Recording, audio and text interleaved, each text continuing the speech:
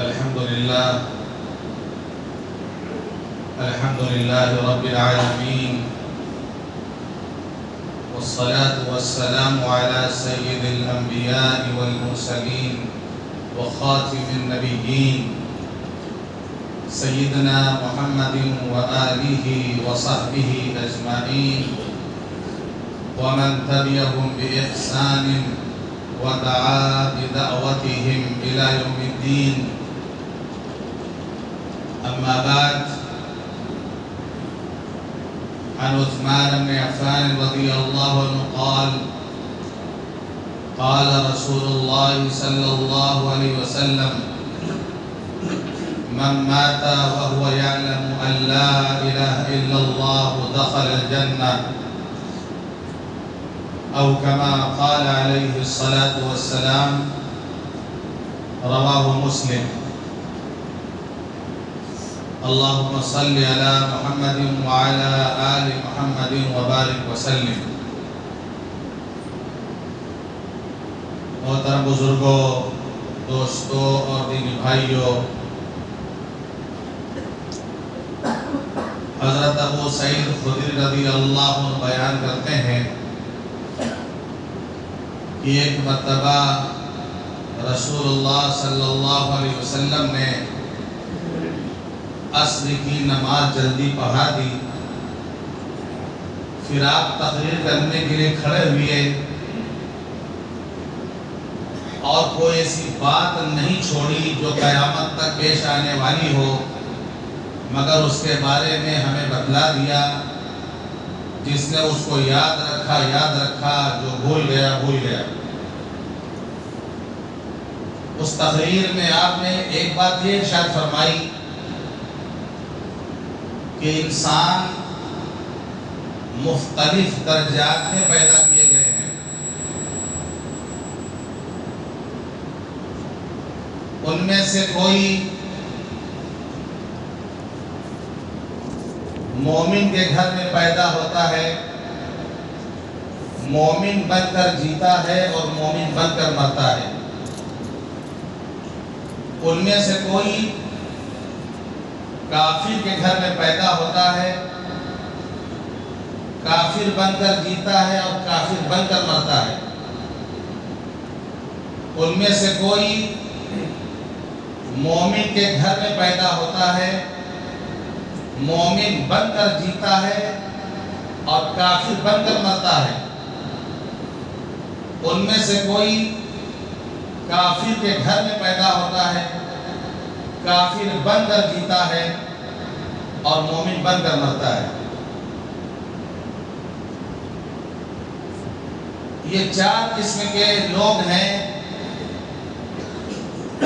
جن میں 2 طرح کے لوگ تو سعادت مند ہیں، خوش نصیب ہیں، اور 2 طرح کے لوگ بد نصیب ہیں، بدبخت ہیں.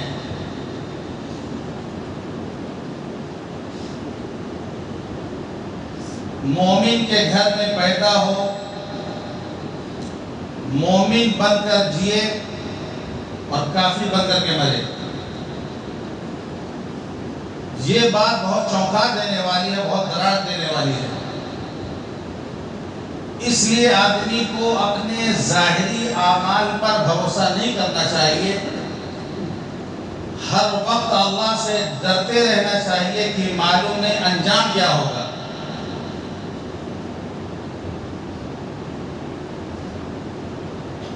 زندگی میں اللہ کا خوف غالب ہو اور مرض الموت میں اللہ کی رحمت کا غلبہ ہو. اللہ کے رسول صلی اللہ علیہ وسلم نے فرمایا، آدمی ایک طویل مدت تک جنتیوں والا عمل کرتا ہے اور آخر میں جہنم والا عمل کر کے دنیا سے چلا جاتا ہے. ایک آدمی طویل مدت تک جہنم والا عمل کرتا ہے اور آخر میں جنت والا عمل کر کے جنت میں چلا جاتا ہے. بخاری شریف میں یہ حدیث آئی، انما الاعمال بالخواتیم، عمل کا دار و مدار حسن خاتمہ پر ہے، یعنی خاتمہ بالخیر ہو، ایمان پہ خاتمہ ہو۔ عمل کا دار و مدار خاتمے پر ہے کہ خاتمہ کس طرح ہو رہا۔ کہیں آتا ہے کما تحیون تموتون کما تموتون تحشرون، جس طرح زندگی گزارو گے اسی طرح تمہاری موت آئے گی، اور جس طرح تمہاری موت آئے گی اسی حال میں تم آخرت میں اٹھائے جاؤ گے۔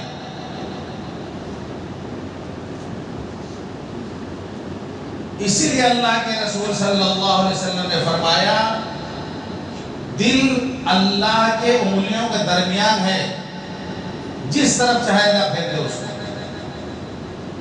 رحمان کی انگلیوں کے درمیان انسان کا دل ہے، جس طرف اللہ چاہے اس کو پھیر دے۔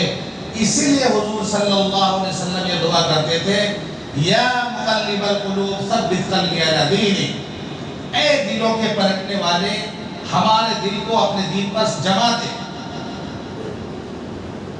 یہ دعا ہمیں بھی کرنی چاہیے، بار بار کرنی چاہیے، دن رات کرنی چاہیے، اور ہم اپنے ظاہری عمل پر بہت خوش ہیں کہ مطمئن نہ ہو کے بیٹھ جائیں۔ اللہ سے دعا کریں کہ خاتمہ بالخیر ہو۔ ایسے بہت سارے واقعات ہیں کہ ایک آدمی زندگی بھر بہت نیک رہا، آخر میں غلط ہو گیا بالکل۔ ایسا بہت ہوا ہے کہ ایک آدمی ساری زندگی گناہ کرتا رہا، آخر میں اس نے توبہ کر لی۔ تاتاری قوم تھی، ظالم قوم، اس کا ولی عہد تھا تغلق تیمور، مسلمانوں سے سخت نفرت کرتا تھا۔ وہ بادشاہ اس وقت نہیں بنا تھا، ولی عہد تھا، مسلمانوں سے سخت نفرت کرتا تھا۔ اس نے ایک چراگاہ بنائی تھی جہاں وہ شکار کرتا تھا، گویا وہ اپنا وقت گزارنے کے لیے وہاں آتا تھا، جیسے آدمی پارکوں میں وقت گزارنے کے لیے جاتا ہے۔ چراگاہ اس نے بنا رکھا تھا اور سختی سے منع کر رکھا تھا کہ کوئی مسلمان اس میں داخل نہ ہونے پائے۔ یہ اس کی نفرت کا عالم تھا۔ جیسے آج آپ دیکھتے ہیں بہت جگہ بلڈنگیں بنتی ہیں، کہتے ہیں کہ مسلمانوں کو اس میں فلیٹ نہیں ملے گا، تو منع کر رکھا تھا اس نے۔ اتفاق کی بات ہے کہ بزرگ تھے حضرت جمال الدین افغانی رحمۃ اللہ علیہ، انہیں معلوم نہیں تھا، وہ داخل ہو گئے اس میں۔ اب اس کے سپاہیوں نے گرفتار کیا انہیں، اب گرفتار کر کے تغلق تیمور کے پاس لائے کہ دیکھیے یہ بزرگ جو ہے چراگاہ میں داخل ہو گئے۔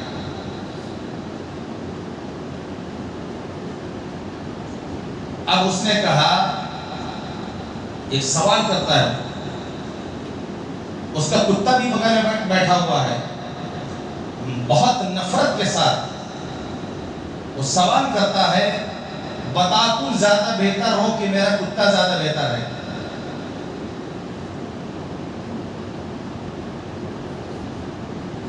وہ اگر یہ کہتے ہیں کہ میں بہتر ہوں تو اس کے کتے کی توہین ہوگی، گردن اتار دے گا۔ اگر میں یہ کہتا ہوں کہ کتا بہتر ہے تو ایک ایمان والے کی توہین ہوتی ہے۔ انہوں نے کہا اس کا فیصلہ بھی نہیں ہو سکتا۔ کیسے فیصلہ نہیں ہو سکتا؟ صاف بات ہے، تم بہتر ہو کہ کتا بہتر ہے، ایک چیز کو بتاؤ۔ انہوں نے اس کا فیصلہ بھی نہیں ہو سکتا۔ کب اس کا فیصلہ ہوگا؟ فرمایا اگر ایمان پہ ہمارا خاتمہ ہوتا ہے، اگر ہماری موت ایمان کی حالت میں آتی ہے تو میں اس کتے سے بہتر ہوں، اور اگر میرا خاتمہ ایمان پہ نہیں ہوتا تو یہ کتا مجھ سے بہتر ہے۔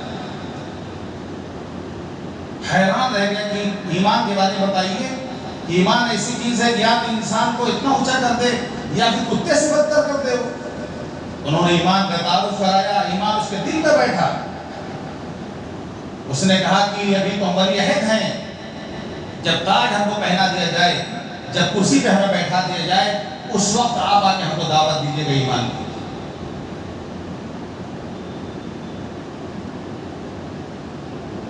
جب وہ بادشاہ بنا اس وقت حضرت جمال الدین افغانی کا انتقال ہو گیا۔ ان کا خاتمہ بالخیر ہوا، اللہ والے تھے۔ انہوں نے اپنے بیٹے سے کہا کہ جب اس کی تاجپوشی ہو جائے تو اس سے جا کے کہہ دینا کہ جمال بن عمال تمہارے کتے سے بہتر تھے۔ اب ان کے بیٹے پہنچے وہاں اور جا کے بتایا کہ ایسا سا واقعہ ایک بار ہوا تھا، آپ نے سوال کیا تھا، ان بزرگ نے جواب دیا کہ ان کا ایمان پہ خاتمہ ہوا ہے، اس لیے تمہارے کتے سے بہتر ہے۔ تغلق تیمور خود بھی مسلمان ہوا اس وقت، اس کے درباری مسلمان ہوئے، اس کی پوری فوج مسلمان ہوئی، پوری تاتاری قوم مسلمان ہوئی۔ دنیا نے 2 مرتبہ یہ منظر دیکھا ہے۔ ایک مرتبہ جب مکہ فتح ہوا، یدخلون فی دین اللہ افواجا، لوگ فوج در فوج ایمان میں داخل ہوئے تھے۔ یا پھر تاتاری، یہ اسلام کے دشمن تھے، مسلمانوں کے دشمن تھے، لیکن ایک وقت آیا ہے اللہ نے ان کے دلوں کو پلٹا، اللہ نے ان کے دلوں کو پلٹا، اللہ نے انہیں ہدایت دی، فوج در فوج تاتاری اسلام میں داخل ہوئی۔ اللہ کے لیے کوئی مشکل نہیں ہے کہ کب اللہ دشمن کو دوست کر دے۔ جو قوم ہم سے نفرت کر رہی ہو، جو قوم ہم سے بغض رکھتی ہو، جو قوم ہمیں دیکھنا نہ چاہتی ہو، جو قوم ہمارا نام سننا نہ چاہتی ہو، کیا بعید ہے کہ اللہ اس کی اکثریت کو اللہ اسلام کی ہدایت عطا فرما دے؟ ہم ان کے حق میں دعا کریں، کیا بعید ہے کہ وہ تاتاری والا نمونہ ہمارے ملک میں پیش آ جائے اور ایک بڑی تعداد اسلام کے اندر داخل ہو جائے، کیونکہ اسلام دلوں کو فتح کرتا ہے۔ یہ اسلام دلوں کو فتح کرتا ہے۔ تاتاریوں نے دنیا کو فتح کیا تھا، لیکن اسلام نے ان کو فتح کر لیا۔ اصل معاملہ خاتمے کا ہے کہ خاتمہ بالخیر ہو، اس کے لیے آدمی کو دعا کرنا چاہیے، حسن خاتمہ کی دعا کرنا چاہیے۔ کوئی حج کر کے آ رہا، کوئی عمرہ کر کے آ رہا، اس سے دعا کرائیں کہ بس ہمارے لیے دعا کریے کہ ہمارا خاتمہ بالخیر ہو جائے، اور ان چیزوں سے بچا جائے جن سے ایمان پہ خاتمہ نہ ہونے کا ڈر۔ میں نے پہلے جمعہ کو کچھ چیزیں بتائی تھیں کہ ان اعمال سے بچا جائے جس سے آدمی ایمان سے ہاتھ دھو بیٹھے، جس میں ہم نے بتایا تھا نمبر 1 جان بوجھ کر نماز کو چھوڑنا، نمبر 2 بد نظری، نگاہوں کی حفاظت نہ کرنا۔ ان دو باتوں پر گزشتہ جمعہ ایک طویل بات ہو چکی ہے۔ تیسری چیز ہے صحابہ کرام کو برا بھلا کہنا، جبکہ اللہ کے رسول صلی اللہ علیہ وسلم نے فرمایا اللہ اللہ فی اصحابی لا تتخذوهم غضا من بعدی من احبهم فبحبی احبهم ومن ابغضهم فببغضی ابغضهم۔ لوگوں میرے صحابہ کے بارے میں اللہ سے ڈرو، لوگوں میرے صحابہ کے بارے میں اللہ سے ڈرو، ان کو برا بھلا نہ کہو۔ جس نے صحابہ سے محبت کی اس نے میری محبت کی وجہ سے صحابہ سے محبت کی، جس نے ان سے دشمنی کی اس نے مجھ سے دشمنی کی وجہ سے ان سے دشمنی کی۔ آپ نے فرما دیا صحابہ کرام کے بارے میں۔ اس کے باوجود بھی اگر صحابہ کرام پر کوئی بھونکتا ہے، اگر کوئی صحابہ کو برا بھلا کہتا ہے، اور یاد رکھیے اسی ماہ محرم میں، ہر سال اسی محرم کے مہینے میں امام حسین کے شہادت کے تذکرے میں صحابہ کرام گالیاں دی جاتی ہیں، صحابہ کرام کو برا بھلا کہا جاتا ہے، اور اب تو سنیوں میں ایسے لوگ پیدا ہو گئے ہیں جو صحابہ کو برا بھلا کہتے ہیں، صحابہ گالیاں بکتے ہیں۔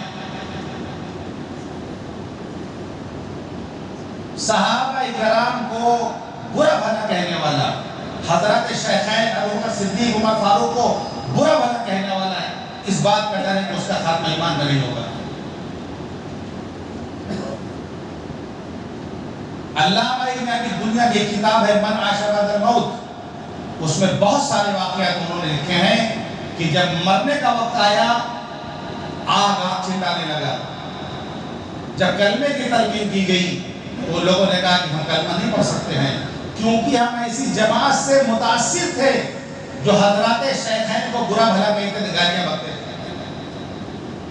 وہ نہیں بکتے تھے، متاثر تھے خالی، ان کے ساتھ ان کا اٹھنا بیٹھنا تھا، ان کے ساتھ ان کی دوستی تھی۔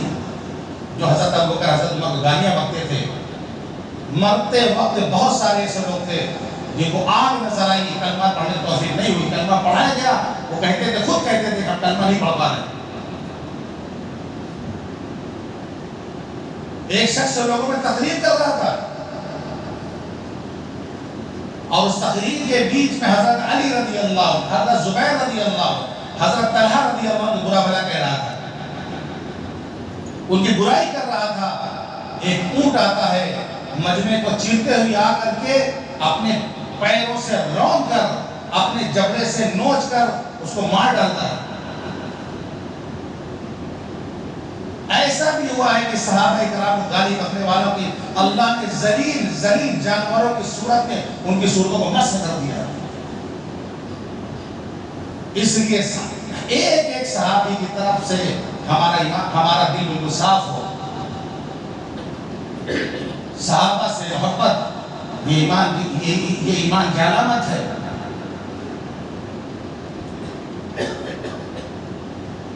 اللہ کے رسول الانصار لا يحبهم الا مومن ولا يبغضهم الا منافق، اللہ کے رسول نے فرمایا انصار کے ساتھ مومن محبت کرے گا، منافق اس سے نفرت کرے گا۔ اسی ماہ محرم میں سارے پرانی چیزیں، جتنی چیزیں ہو چکی ہیں، جو گزر چکا ہے، تلک امۃ قد خلت لها ما کسبت ولکم ما کسبتم، امت کی گزر چکی، وہ انہوں نے جو کیا ان کو ملے گا، تم جو کرو گے تمہیں ملے گا۔ جب اللہ نے اس زمانے میں ہمیں پیدا نہیں کیا، ان کے خون سے ہمارا دامن داغدار نہیں ہوا، تو ہم اپنی زبان کو داغدار کیوں بنائیں؟ ہم گزر چکے ہیں وہ لوگ۔ لیکن اسی مہینے میں بہت برا بھلا کہا جاتا ہے صحابہ کرام۔ تو یہ چیز ہے خطرہ اس بات کا کہ اس کا خاتمہ بالخیر نہیں ہے۔ اسی طریقے سے چوتھی چیز ہے شراب پینا۔ جو شراب کا عادی ہو، جو شراب پیتا ہو، ڈر اس بات کا ہے اس کا ایمان پہ خاتمہ نہیں ہوگا۔ ملک شام میں ایک شخص کا آخری وقت آیا جو شراب پیتا تھا، شرابی تھا، لوگوں نے کلمے کی تلقین کی تو وہ کہہ رہا ہے اشرب واسقنی، اشرب واسقنی، تم بھی پی لو مجھے بھی پلاؤ، تم بھی پیو مجھے بھی پلاؤ، یہ کہتے کہتے مر گیا۔ عادی تھا شراب پینے کا، آخری وقت میں وہی زبان سے نکل رہا، پیو اور پلاؤ، پیو اور پلاؤ۔ پانچویں چیز دنیا کی حد سے بڑھی ہوئی محبت، رات دن دنیا کی فکر، رات دن دنیا کا خیال۔ ایک آدمی کا انتقال ہونے لگا، اس کو کلمے کی تلقین کی گئی، وہ کہہ رہا 11 12 13 نوٹ گن رکھا دیا بس وقت وہ گنتی یاد ہے اس کو، خالی گنتی اس کو یاد تھی۔ ایک شخص کا انتقال ہو رہا، اس کو کلمے کی تلقین کی گئی، وہ کہہ رہا میرے گھر پہ فلاں جگہ اس کو صحیح کر دو، میرے باغ پہ فلاں جگہ اس کو صحیح کر دو، یعنی اس کو مکان اور باغ کی فکر رہی تھی رات دن، یہ مکان میں کام کروانا ہے، ابھی ماربل پہ لگانا ہے، ابھی ٹائلس لگانا ہے، ابھی یہ کروانا ہے، ابھی یہ کروانا ہے، باغ میں یہ کام ہے اور وہ کام ہے، اسی میں پوری زندگی گزار دی اس نے۔ مرتے وقت بھائی ایک آدمی نے زرد گائے پال رکھی تھی، موت کا وقت آیا کہ لوگوں نے کلمہ پڑھایا تو کہہ رہا زرد گائے زرد گائے زرد گائے، خالی گائے گائے کر رہا ہے۔ تو حد سے بڑی ہوئی دنیا کی محبت یہ بھی خطرے کی چیز ہے۔ اور چھٹی چیز ہے اللہ والوں سے دشمنی۔ حدیث قدسی ہے، اللہ فرماتا ہے من عاد لی ولیا فقد آذنته بالحرب، جو میرے کسی ولی سے دشمنی کرے گا میں اس سے جنگ کا اعلان کرتا ہوں۔ اللہ نے خود جنگ کا اعلان کر دیا۔ جو اللہ والوں کے ساتھ دشمنی کرتا ہے اندازہ لگائیں کہ اس کا کیا حال ہوگا، جس سے اللہ جنگ کا اعلان کر دے گا۔ من عاد لی ولیا فقد آذنته بالحرب، جو کسی اللہ والے سے دشمنی کرے گا میں اسے جنگ کے لیے تیار ہوں۔ اللہ والوں کی دشمنی، ان کی طرف سے ان کا بغض دل میں رکھنا، گاہے بگاہے اس کا اظہار، یہ خطرے کی گھنٹی ہے۔ بے شمار واقعات ایسے تاریخ میں موجود ہیں کہ جن لوگوں نے کسی اللہ والے کو تکلیف پہنچائی، ان سے دشمنی کی، ان کا خاتمہ کے خیر نہیں ہوا۔ سب سے پہلا واقعہ، ابو زرع نام کا ایک شخص تھا جس نے کربلا کے میدان میں حضرت امام حسین کو تیر چلا کر کے پانی کے قریب جانے سے روکا تھا۔ تیر ان کی گردن پہ آ کے لگا، پانی لینے جا رہے تھے، اس نے تیر چلا کر آپ کو روک دیا پانی لے جانے سے۔ اس وقت حضرت امام حسین رضی اللہ عنہ زبان سے نکلا، اللہ اس کو پیاسا رکھ، اللہ اس کو پیاسا کر دے، یہ بددعا نکلی اس وقت۔ حضرت امام حسین تو شہید ہو گئے کربلا میں، اسی ماہ مبارک میں، اسی محرم کے مہینے کی 10 تاریخ کو اپنے گھر والوں ساتھ تو شہید ہو گئے وہ، لیکن جس نے تیر چلایا تھا اس کا کیا انجام ہوا؟ جس کو آپ نے بددعا دی اس کا کیا انجام ہوا؟ مرتے وقت اس کی صورتحال یہ تھی کہ اس کے پیٹ میں آگ لگی ہوئی تھی اور پیٹ میں برف جیسی ٹھنڈک تھی۔ سامنے سے لوگ پنکھا جھل رہے تھے اور پیٹ کے نیچے اس کے انگیٹھی رکھی ہوئی تھی،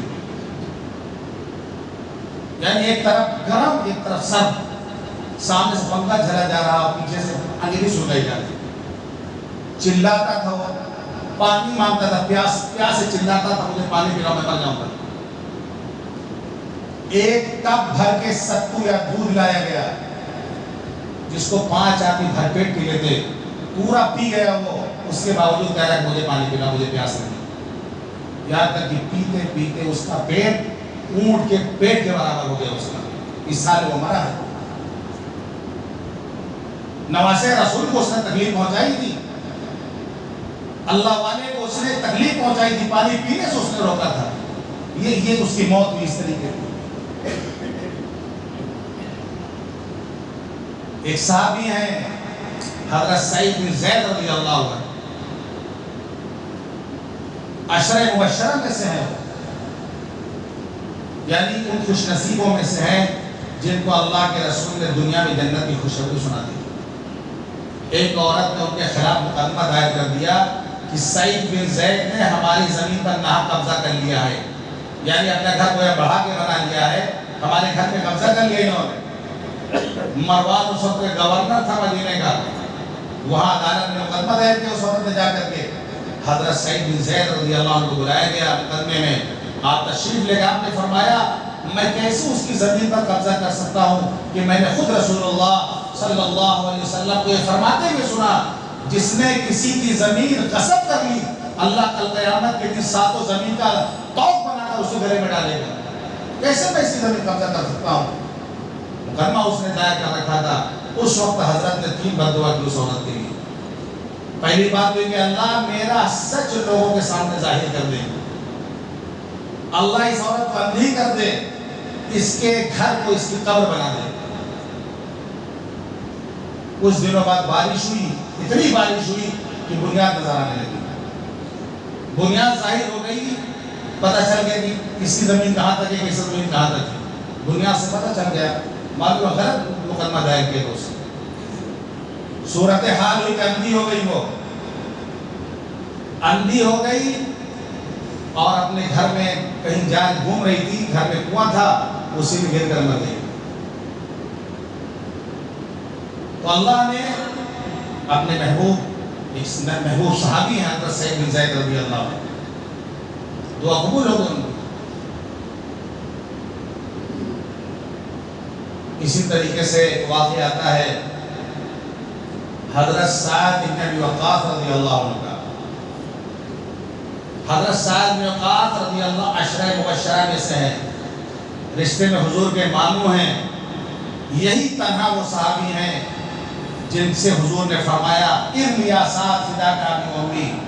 سارے صحابہ نبی سے کہتے تھے کہ اللہ کے رسول میرے ماں باپ آپ پر قربان۔ سعد بن ابی وقاص وہ صحابی ہیں کہ نبی سے فرما رہے ہیں ساتھ تیر چلاؤ میرے ماں باپ کے پر قربان.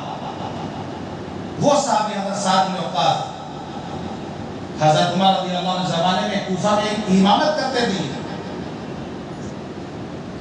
ان کے خلاف لوگوں نے شکایت بھیجی حضرت عمر رضی اللہ عنہ کو کہ سعد بن وقاص نماز صحیح نہیں پڑھاتے ہیں. اب بتائیے حضرت سعد اچھی نماز نہیں پڑھا پائیں گے؟ جن کو نبی نے دنیا ہی میں جنت کی بشارت سنا دی وہ صحیح سی امامت نہیں کر پائیں گے تو کون کرے گا؟ لیکن ہر مسجد میں ایک دو ایسے شریف ہوتے ہیں، سب نہیں ہوتے ہیں، سب بہت اچھے ہوتے ہیں. ایک دو ایسے ہوتے ہیں جن کا کام ہے کمیاں تلاش کرنا، تاکہ کوئی کمی مل جائے اس کو لوگوں میں پھیلائے، ان کو بدنام کرنے کی کوشش کریں. ہر جگہ ملیں گے ایسے لوگ، ہر جگہ ملیں. حضرت سعد بن وقاص کی شکایت کی گئی کہ نماز صحیح سے نہیں پڑھاتے ہیں. حضرت عمر نے بلایا ان کو، انہوں نے کہا کہ میں اللہ کے رسول جس طرح نماز پڑھاتے اسی طرح میں نماز پڑھاتا ہوں. حضرت عمر نے فرمایا مجھے آپ سے یہ امید تھی. پھر بھی تحقیق کے لیے آدمی بھیجا حضرت عمر نے. ہر مسجد میں پتہ کیا کہ ان کے بارے میں سب نکالے بہت اچھے ہیں، کسی نے کوئی برائی نہیں کی. ایک شخص سے نکلا، ایک شخص، اس نے کہا ہاں ان کے اندر یہ کمیاں ہیں، کیونکہ وہ اب بدنام کرنا تھا اس کو، سستی شہرت لے گئی تھی اس کو. کہ سعد بن وقاص جہاد میں نہیں جاتے ہیں، مال غنیمت کو صحیح سے تقسیم نہیں کرتے ہیں، لوگوں میں انصاف سے کام نہیں لیتے ہیں. یہ اس کا نام اسامہ تھا جس نے شکایت کی. جبکہ سب نے کہا کہ بہت اچھے امام ہمارے ہیں، بہت اچھی نماز پڑھاتے ہیں یہ، لیکن ایک شخص سے نکلا جو دشمن نکلا. ہمیشہ اچھوں کی تعداد زیادہ ہوتی ہے، ہر جگہ اچھوں کی تعداد زیادہ ہوتی ہے، ہر مسجد میں اچھوں کی تعداد زیادہ ہوتی ہے. ایک دو فتین ہوتے، فتین جو فتنہ پرور ہوتے ہیں ان کی تعداد زیادہ، ایک دو خالی ہوتے بس. کچھ بھی آپ کرتے ہیں لیکن وہ سدھرنے والے نہیں. ان کے مزاج مکھی والا ہوتا ہے. جیسے بدن پورا صاف ستھرا ہو، کہیں تھوڑا پھنسی ہو تو مکھی میں گندگی بھی جا کے بیٹھے تھے. کپڑے کی خوبصورتی نظر نہیں آئے گی، سفید کپڑا ان کو نظر نہیں آئے گا. کوئی کمی کہیں نظر آ گئی تو اس کو لے کر تو اچھالیں گے، لوگوں کو بدنام کریں گے. ارے تمہارے امام تو ایسے ہیں، تمہارے امام تو ایسے ہیں، تمہارے امام تو یہ کرتے ہیں، تمہارے امام تو وہ کرتے ہیں. لیکن امام کی 99 خوبیوں کو چھپاتے ہیں. امام بھی انسان ہوتا، ہو سکتا ہے غلطی، لیکن ایک دو ہر مسجد میں ایسے 15 لوگ ہوتے ہیں. اللہ حفاظت فرمائے. اس وقت حضرت سعد بن وقاص رضی اللہ عنہ نے اس شخص کو بددعا دی، اے اللہ اس کی عمر بڑھا دے، خوب عمر دے اس کو، اس کے فقر کو بڑھا دے، اس کو فتنے میں مبتلا کر دے. عمر اتنی اس کی ہوئی، اتنی عمر اس کی ہوئی کہ بڑھاپے کی وجہ سے اس کا بھاؤ جو ہے، یہ بھاؤ لٹک کر کے آنکھوں کے نیچے آ گیا، اتنا بڑا ہو گیا تھا. اس عمر میں لوگ بتاتے ہیں کہ راہ چلتی عورتوں کو چھیڑتا تھا. اس عمر میں بھی راہ چلتی عورتوں کو چھیڑتا تھا. جب لوگ پوچھتے تو کہتا تھا شیخ المفتون اصابت دعوت سعد، میں تو فتنہ میں مبتلا بوڑھا ہوں جس کو سعد بن وقاص کی بددعا لگی ہے. خود کہتا تھا مجھے بددعا لگی، ورنہ اس بڑھاپے میں عورتوں کون چھیڑے گا؟ لیکن بددعا کہتا ہے اللہ اس کی عمر بڑھا دے، اس کے فقر کو بڑھا دے، اس کو فتنے میں مبتلا کر دے. تو فتنے میں مبتلا ہو گئے. اس طرح کے لوگ کسی بھی قسم کے، کبھی بھی کسی قسم کے فتنے میں مبتلا ہو سکتے ہیں. ابن السکن نام کا ایک شخص تھا، اس نے دین علوم میں مہارت حاصل کی، اتنا ماہر ہوا کہ وہ عیسائیوں سے مناظرہ کر سکے ہو، اور اس کو بھیجا گیا مناظرے کے لیے روم بھیجا گیا. روم کے بادشاہ کے دربار میں عیسائی پادریوں سے اس نے مناظرہ کیا اور ایسی دلیلیں اسلام کے حق میں دی، ایسی بہترین دلیلیں دی کہ سارے پادری خاموش ہو کے بیٹھ گئے، کوئی جواب نہیں دے پایا. بادشاہ نے رنگ دیکھا تو مزہ نہیں آیا اس کو دربار کا کہ اس کی بے عزتی، تنہائی کو اس نے اپنی خوبصورت بیٹی کو بھیج دیا اس کے پاس. اس نے بادشاہ سے کہا کہ آپ ہماری اپنی بیٹی سے ہماری شادی کر دیجیے۔ اس نے کہا یہ عیسائی ہے، تم عیسائی بن جاؤ، کر دیں گے۔ اس نے کہا ٹھیک ہے میں عیسائی بن جاتا ہوں۔ جو اسلام کے حق میں بات کر رہا تھا میں دربار میں، اور عیسائی پادری کو خاموش جس نے کر دیا تھا، ایک لڑکی کے فتنے پڑھ کر کے اس مذہب کو قبول کرنے تیار ہو گیا۔ عیسائی مذہب اس نے قبول کیا، اور اسی حالت میں مرا۔ بتایا جاتا ہے کہ طالب علمی کے زمانے میں اس نے اللہ والے کی توہین کی تھی، اس وقت انہوں نے کہا تھا میں تجھے جہنم کی آگ میں جلتا ہوا دیکھ رہا ہوں۔ تو یہ چیزیں ہیں ڈرنے کی، معلوم نہیں کس بات کی پکڑ ہو جائے اور اچھا خاتمہ نہ ہو، اور ہم سب کو ضرورت ہے حسن خاتمہ کی۔ توفنی مسلما والحقنی بالصالحین، حسن خاتمہ کے لیے ہم سب دعا بھی کریں اللہ سے، اور ان تمام چیزوں سے بچیں جن سے اس بات کا ڈر ہے کہ حسن خاتمہ نہیں ہوگا، جیسے کہ میں نے 6 چیزیں آپ کے سامنے بیان کی۔ یہ محرم الحرام کا مہینہ ہے، اس میں بہت سارے خرافات کو کرتے ہیں۔ ہمارے لیے کرنے کا کام یہ ہے کہ ہم 9-10 تاریخ کو روزہ رکھیں۔ اللہ کے رسول نے فرمایا افضل الصیام بعد رمضان شہر اللہ المحرم، رمضان کے بعد سب سے افضل روزہ محرم کا روزہ ہے۔ افضل الصلاۃ بعد الفریضہ قیام اللیل، فرض نمازوں کے ساتھ سب سے افضل نماز صلاۃ التہجد یعنی رات کی نماز۔ تو ہمارے پاس کرنے کا کام یہ ہے کہ ہم کو روزہ رکھنا ہے 9 یا 10 یا 11، یعنی 10 کے ساتھ 9 کو ملا لیں، یعنی سنیچر اتوار رکھ لیں یا اتوار دوشنبہ رکھ لیں۔ اگر کوئی ایک یعنی 10ویں کو بھی رکھ لیتا ہے تب بھی ہو جائے گا۔ کیوں؟ کیونکہ یہودی روزہ رکھتے تھے، ان سے بچنے کے لیے یہ طریقہ اختیار کیا گیا تھا، لیکن اب یہودی کوئی روزہ ہی نہیں رکھتے، نہ ان کا کوئی کیلنڈر چاند کے حساب سے ہوتا ہے۔ اس سے اگر کوئی نہیں رکھ پا رہا تو وہ جو ہے صرف 10 تاریخ لے، لیکن یہ کھچڑی کھانا ہوا، بریانی کھانا ہے تو پھر آپ سنیچر کو بھی رکھیں، سنیچر اتوار یا اتوار دوشنبہ۔ پلیٹ پیش کی جائے کے سامنے، ایک تو جو ہے کھچڑا کی، ایک بریانی کی، تو آدمی جو ہے کھچڑا نہیں لے کر بریانی لے جاتا ہے۔ تو جب دنیا کے معاملے میں حال ہے تو آخرت کے معاملے ہمارا یہ ہونا چاہیے، یعنی 9-10 کا روزہ رکھے ہم، نہیں تو کم سے کم 10-11 کا روزہ رکھے ہم۔ یہ ہے کام کرنے کے۔ باقی جو کر رہے لوگ یہ سب خرافات ہے، یہ سب بدعات ہیں، ان سے خود بچیں، اپنے اولاد کو بچائیں۔ اللہ تعالی ہم سب کو کہنے